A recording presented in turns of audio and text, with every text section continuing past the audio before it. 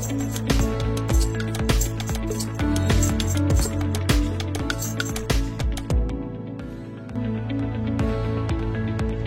sont les principaux fondements socioculturels des systèmes semenciers paysans et pourquoi sont-ils essentiels pour la résilience des communautés rurales?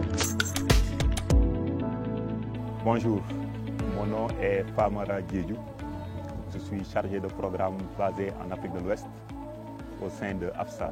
AFSA, c'est l'Alliance pour la souveraineté alimentaire en Afrique. Et au sein du secrétariat de l'AFSA, je suis le point focal chargé des questions semencières, de la souveraineté semencière. Donc, on a le système semencier paysan, mais en face ou à côté, on a ce qu'on appelle le système semencier industriel. Toutes les deux produisent des semences. Mais quelles sont les semences que ça produit? Le système semencier paysan produit des semences de souveraineté et le système semencier industriel produit des semences de capitalisme. Et quand on dit la souveraineté, ça veut dire que tu as le plein contrôle sur ce que tu as. Quand on dit du capitalisme, c'est que derrière, il y a un marché et souvent ce marché, il est contrôlé par une main invisible.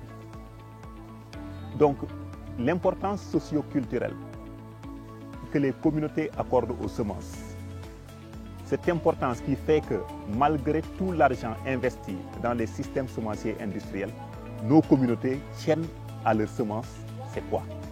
Des études ont montré que quand vous entrez quelque part dans une zone agroécologique ou dans une communauté, plus il y a de diversité ethnique ou même de groupes linguistiques, autant leur relation aux semences, autant il y a de variétés de semences qui sont là.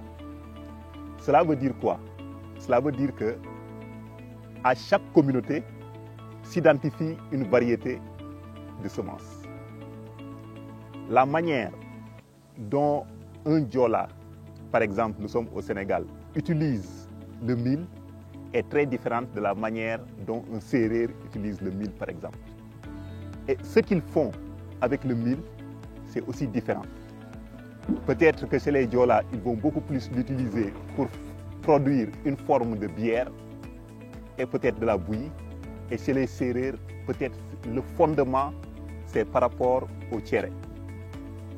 Si on vient sur le riz, peut-être que le Sérère ne connaît que la cuisine, le riz cuisiné, c'est fini. Et si on va chez le Diola, ça entre dans les rites, dans les cultures, dans les us et coutumes.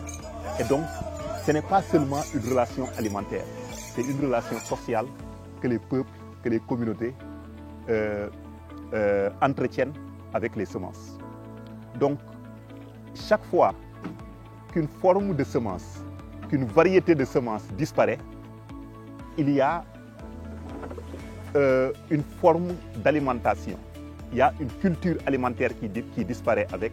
Il y a une forme de manifestation culturelle qui sera obligée de disparaître. Voici à peu près quelques ressemblances. Aussi, quand on parle de système semencier paysan, on est obligé de dire quel autre système existe. Et à ce jour, on ne peut que les comparer qu'à un autre système. C'est ce qu'on appelle le système semencier industriel. Ou bien, on va appeler les systèmes semenciers paysans, on va les appeler ils vont produire des semences de souveraineté et le système semencier industriel va produire des semences de capitalisme.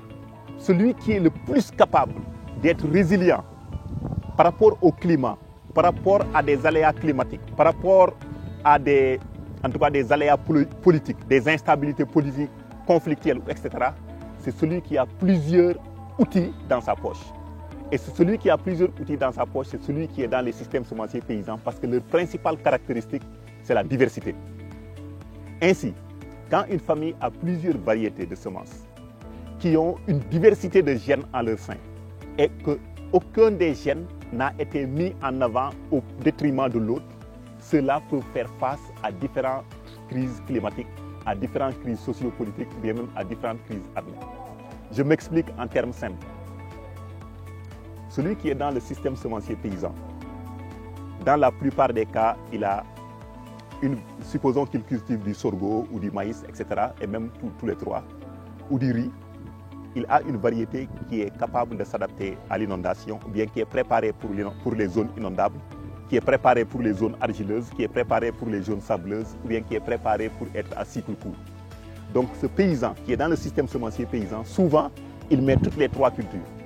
De telle sorte que quand l'hivernage est court, il aura quoi récolter. Quand l'hivernage est long, il aura forcément quoi récolter.